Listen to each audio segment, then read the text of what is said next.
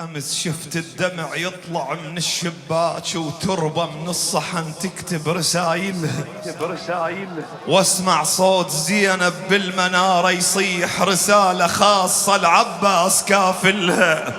تعبت من السبي وما بقت عندي متون، أنا بشدة وأريد جفوفك تحلها. أنا بقبري وسمعت الوئن يم الباب وأحس القالها من قبل قايلها. نفس الصاح زينب طلعوها اليوم، قاموا يصيح زينب خلني نشيلها، صيح زينب خلني نشيلها. اسمع الضحكة الشام تجنها ركضة خيل، وما ادري لياك ترب الصحن وصلها.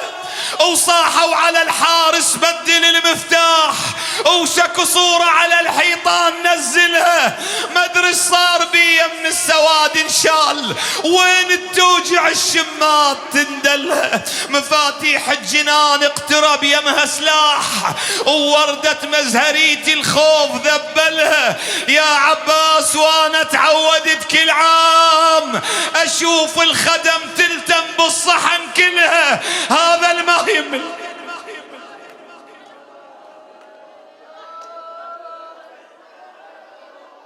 الله اكبر يا زينب.